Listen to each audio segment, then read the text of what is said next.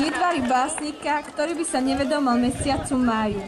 Mesiacu lásky, ako sa mu oddávna hovorí. Prvý dotyk s láskou bol počas veľkonočných sviatkov. Dievčatá starostlivo zvažovali a chlapci skúmavo prezerali, od ktorejže bolo by to najkrajšie darované vajíčko. A dievčatá sa v duchu pýtali: ľúbi ma, neľúbi, postaví mi máj. Tak ako nevieme, kto je tvorcom ľudových piesní, ani ľudové zvyky a obyčaje nemajú zachované mená svojich autorov. Rodil ich život, ľudia, ktorí v nich hľadali zabudnutie, kúsok zábavy, krátky oddych od ťažkej každodennej práce a stavanie májov sa radilo medzi ne. Vlastný obrad stavania májov sa začínal oveľa skôr, než sa pristúpilo k ich stavaniu. Len čo sa hora trochu zazelenala, prichádzajú mládenci, aby si vyhliadli ten svoj máj. Po večeroch starší chlapi v krčme dobiedzali do mládencov, aby prezradili, ktorej dievke maj postavia. A nikdy im nezabudli pripomenúť, ako to bývalo za čiach ich mladosti. A staršie ženy, tie majú dohadov a otázok najviac. Ako by aj nie, veď o čom by potom roznášali klebety po dedine. Začiatok tradície aj tu vychádzal zo symboliky.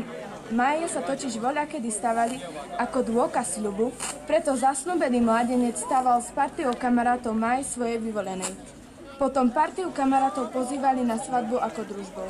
O niekoľko dní sa naše dediny znovu zabelujú májmi, od spodu vybielenými a od vrchu vyzdobenými. Presne takými, o akých sa hovorí v ľudovej piesni.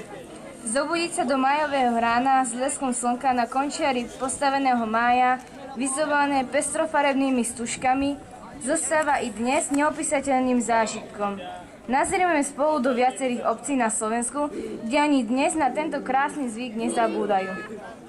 Prvou našou zástavkou bude obec Líkavka blízko Ružomberka. Príprava na stavanie májov sa tu vlastne začínala už v tej chvíli, keď v posledný fašiangový deň vešali bursovníkov, mládencov, čo sa nejako prehrešili. Tento večer si mládenci zvolili svojho richtára, ktorý spísal, kde sa budú stavať máje. Veru, nebol to žiadna prechádzka doniesť do dediny zo vzdialenej hory poriadny máj. Veď takýto strom neraz vážil 350 až 400 kg. Ej, mali mládenci čo niesť. Stromy sa dovážali do dvora zvoleného richtára a tam sa v voľných chvíľach olupovali. Pripravovali na vrcholice. Potom prišla ďalšia starosť. Kopanie jam. Museli byť poriadne hlboké, aby maj v nich pekne rovno stal. Kým dievky potajomky chodili poza humna, aby zistili, či už a kde mládenci začali stávať. Mládenci si vybrali vždy také miesto, kde ich dievky len tak rýchlo neobjavili. Aby starým dievkam alebo tým, čo nemali zatiaľ šťastie v láske, nebolo ľúto, že nebudú mať postavený maj, do okna im zastokli vetvičky boroviek. Postavených májov pribúdalo, ale pribúdalo aj únavy, ale čo by neurobili mládenci pre svoju najmilšiu.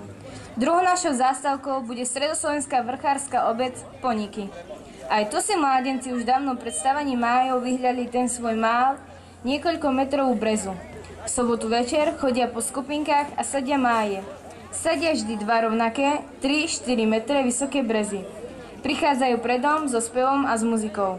Máje stávame, kolí hradíme, ponickým dôžencom radosť robíme. Takto obídu celú dedinu. A ráno? Ráno je dedina ako vynovená. Nedeľu popoludní, tak ako chodili spoločne máje sadiť, chodia teraz za máje vyberať. Keď príde skupina pred dom, kde sadili máje, spustí muzikáreskú notu a o chvíľu je celé pred dome v jednom kole v tanci. Mládenci vykrútia nielen dievku, ale i gazdinu. Domáca gazdina ponúka pálenku. Pred muzikou predstupuje jeden mládenec za druhým a každý si rozkáže tú svoju.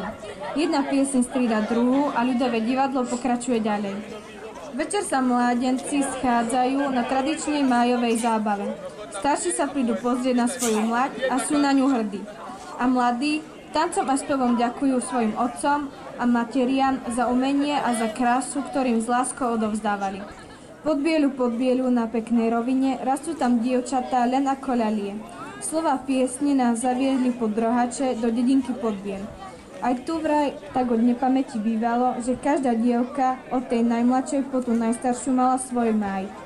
Máje sa robili zo sosny, z borovic. Pravda, najdôležitejšie boli žrdia. Museli byť vysoké, rovné. Každý chcel mať pre tú svoju dievku tú najvyššiu. Žrdia sa pripravovali 2-3 týždne pred 1. májom, zbavovali sa kôry a potom sa začínalo zdobenie vrcholca. Tu nieraz pomáhali aj dievky, veľmi im záležalo, aby ich máj bol ten najkrajší. Preto si dávali veľmi záležať na výzdobe. Hlas harmoniky niesol sa celou dedinou a chlapci presne podľa zoznamu kráčali za vozom. Noc bola krátka, dedina dlhá a dievok neurekom. Vyzdobené máje celkom zmenili obec. V nedeľu sa mladenci chystali zvesiť veniec, lebo to ich predurčovalo a dávalo právo prvého tanca s dievčinou. V prípade, že sa veniec nepodarilo nikomu zvesiť, dievka plakala, lebo sa verilo, že tam hore zostal aj svadobný veniec. Pekná a do roboty šikovná dievka sa však vydala aj bez venca zveseného z mája. Zaujímavé je, že o mesiaci máj sa hovorilo ako o mesiaci lásky a preto sa v máji skoro žiadna svadba nekonala. Možno sa mladí bali hroznej pranostiky. Manželstvo v máji hneď sa marí.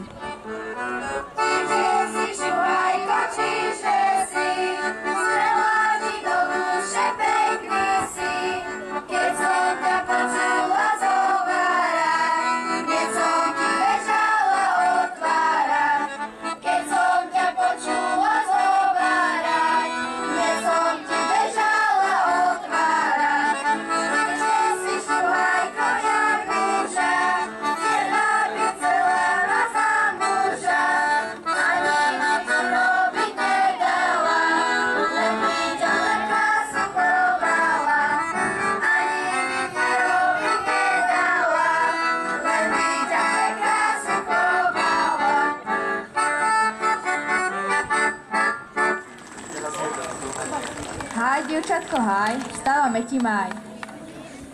Na vrchu zelený, na spodku červený, vstávaj, dievča, hore.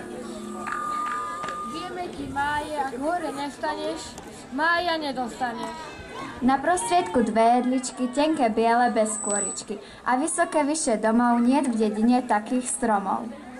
A môj milý Zlatopero postavil mi májo štvoro. Postavil ich pred domami pod našima oblokami. A na krajoch smreky stáli, takú vôňu vydávali, že ulica plná bola, keď šli ľudia do kostola.